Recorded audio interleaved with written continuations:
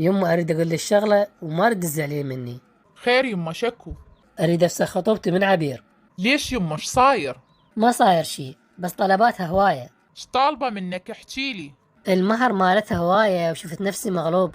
مغلوب شنو؟ هو هذا حقها البنية، ليش تريد تتزوج ببلاش؟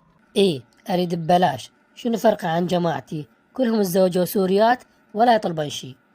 ابني هي مو مسألة تطلب أو ما تطلب، يعني تتزوج وحدة ما تعرف عنها أي شيء وتقاليدهم تختلف أكيد عنه، ومن يقول راح توالمك؟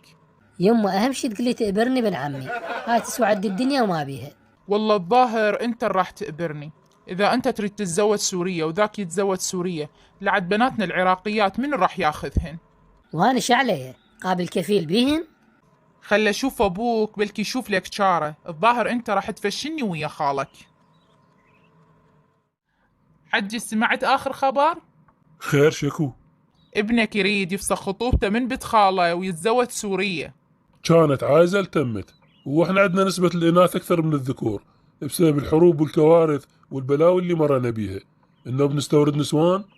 والله يا حجي ما ادري ايش اقول لك، هاي الشباب شلون دا تفكر ما ادري. والله تردين الصدق، هي الشباب هم حقهم. أهل البنات يضربون بالعالي، شوية سهلوها عليهم، مو هيك يابا؟ صح كلامك، بس اني جاي اشوف نسبة الهيلقة صاعدة فول عند بعض الشباب، وواحد قام يقلد الثاني، وعلى حس الطبول خفان يا رجلي.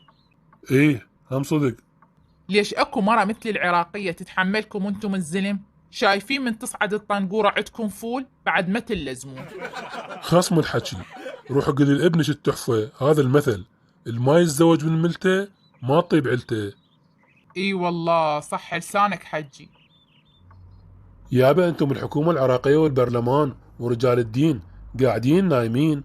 هسه قبل كنا نسمع واحد اثنين روح 10 روح 100 يتزوجون اجنبيات لو عربيات.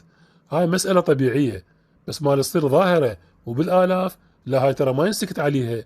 اشوفكم شارة يا عمي، والله هلا ببناتنا العراقيات الطيبات، لان الوضع خرج عن السيطرة، وباكر عقبه نلقى عراقنا ما يحكي اللهجة العراقية.